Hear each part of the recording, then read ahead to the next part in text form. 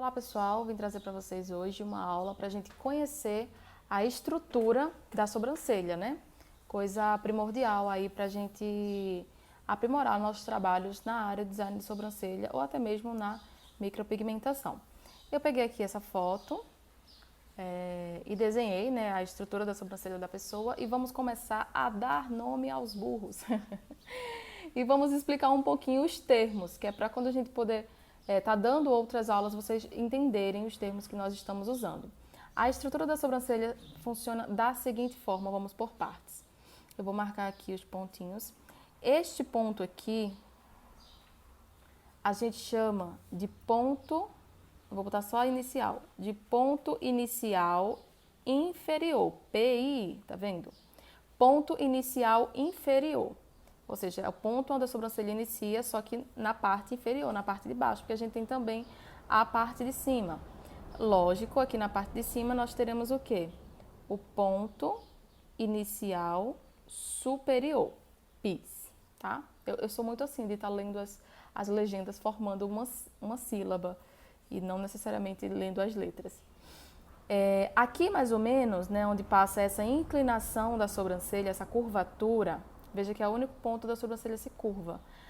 A parte aqui de baixo a gente vai chamar de ponto alto inferior. Pai.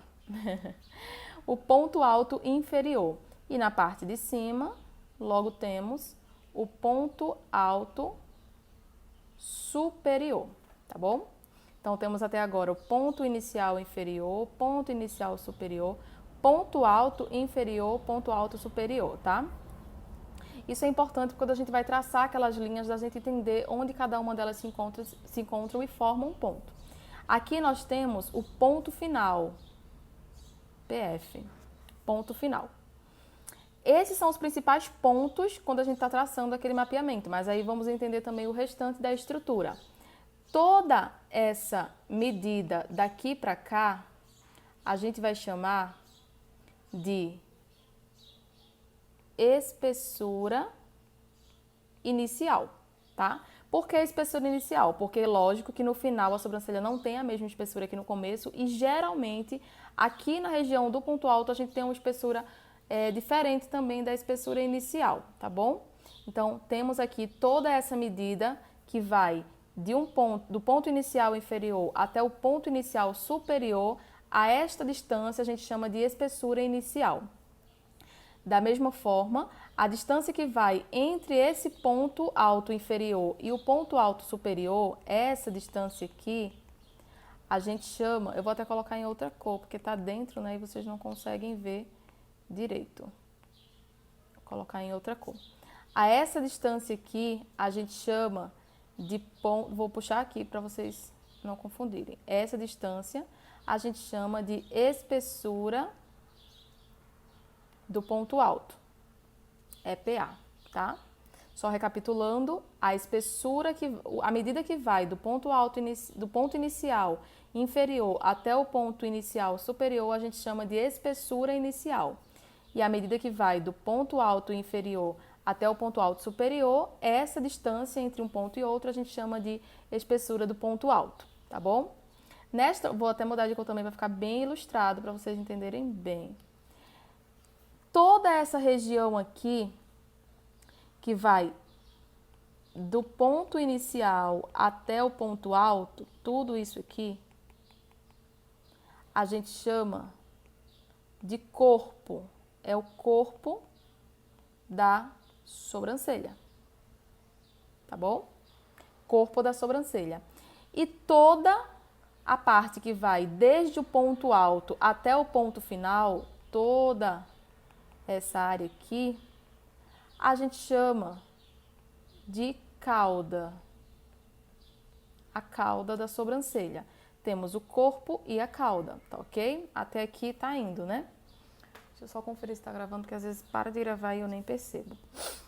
Fora essas fora esses pontos e essas nomenclaturas que eu já passei aqui para vocês, é importante também entender que, tá vendo o caimento aqui do pelo? Tá vendo que o pelo começa aqui, ó, ele vai caindo por aqui?